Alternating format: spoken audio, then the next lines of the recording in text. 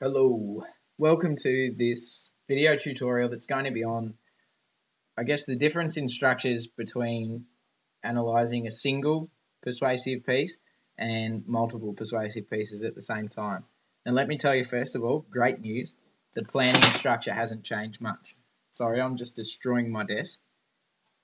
Now, introduction wise, writing has changed just slightly.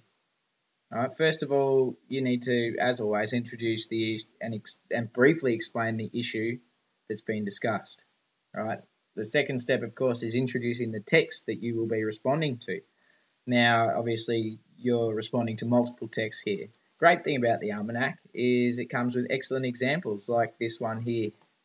All right. So, I can read through it for you, but I think it's best if you read through it for yourself in your own time to get the idea of how you can introduce multiple texts.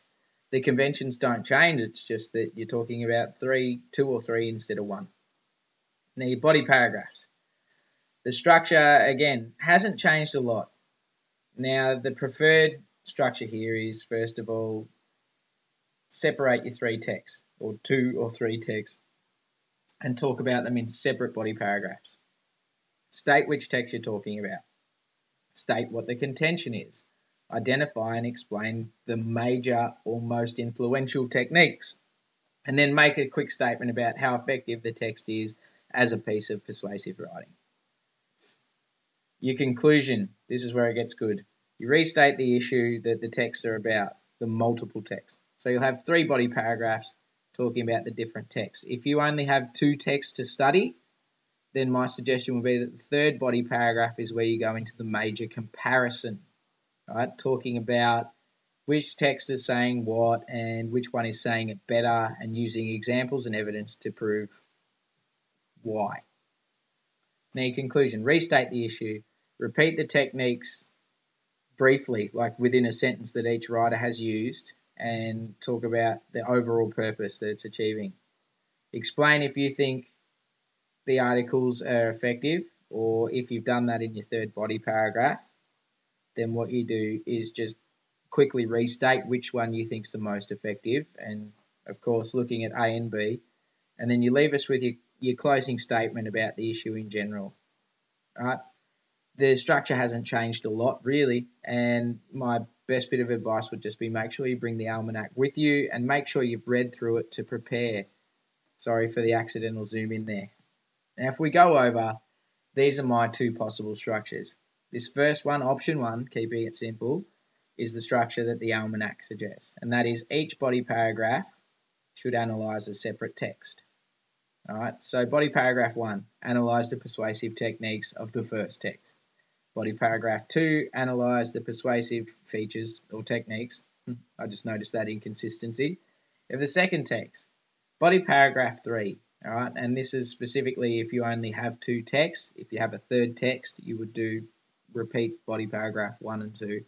But if you've only got two, the third body paragraph should be comparing or contrasting the articles to show which is more effective with reference to the techniques they both use. All right, it's basic.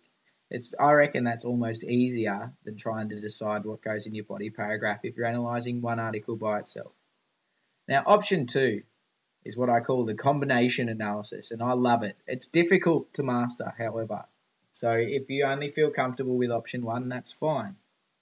However, if you want to give this a crack, this is what I suggest.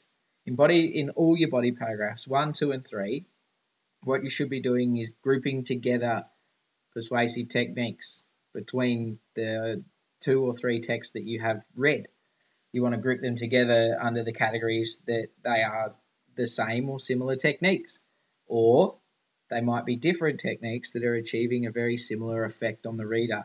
Or the final option is that they are techniques that are in opposition to one another. By that I mean they're creating the opposite effect on the reader. For example, you might have two texts that are both using rhetorical questions, right? And you want to note that. That's the first dot point right here. Similar techniques. You might have two texts that use very different techniques. For example, one might use an appeal to logic and the other might use statistics, but they're both achieving the same effect, which is to make the reader believe that shooting ducks is unethical.